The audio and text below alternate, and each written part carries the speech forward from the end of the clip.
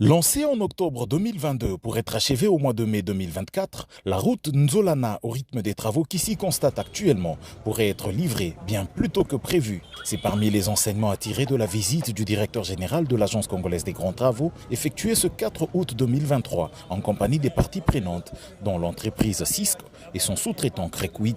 Guidé par la mission de contrôle de la CGT, Nico Nzaou, qu'accompagnait certains collaborateurs, a parcouru toute cette route qui va de la route Matadi à hauteur de l'Université pédagogique nationale, en passant par les quartiers Maloueka et Sangamamba pour ressortir sur l'avenue Mamayemo dans le quartier Kintsuka. L'ensemble fait 8,5 km.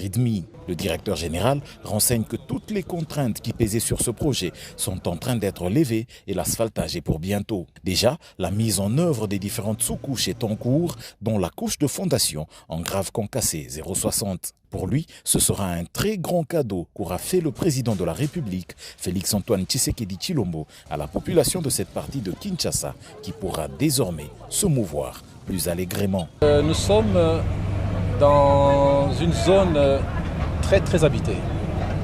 Alors, il y avait une petite route ici, à peu près de 6 mètres. Et maintenant, nous emmenons la route avec un gabarit à peu près de 14 mètres. Donc vous comprenez que nous étions obligés de pouvoir exproprier déjà pour pouvoir amener la route à une certaine dimension de réhabilitation et de modernisation. Donc, de 6 mètres, vous passez à 14, c'est 8 mètres qu'il fallait trouver. Et ces 8 mètres, ça coûte de l'argent. C'est les maisons des gens, c'est des écoles. Nous avons tout fait pour pouvoir épargner certaines maisons comme les églises. Nous avons tout fait pour épargner, n'est-ce pas, des couvents de sœurs. Mais nous étions obligés de pouvoir passer par certaines maisons. Et c'est là, malheureusement, un grand coût. Mais ce coût sera pris en charge par le projet. Monsieur Panglong, directeur général de Cisco, la société contractante, est confiant. Pour lui, la fin des travaux interviendra effectivement plus tôt que prévu.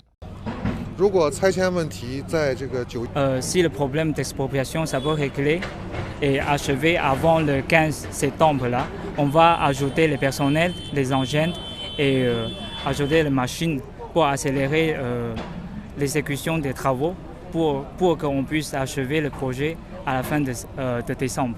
Ce projet traverse une zone accidentée présentant beaucoup d'érosion. À travers ces deux composantes, à savoir la lutte anti-érosive le long de la route, ainsi que la réhabilitation et la modernisation des avenues, aura comme finalité d'améliorer la fluidité du trafic dans la zone.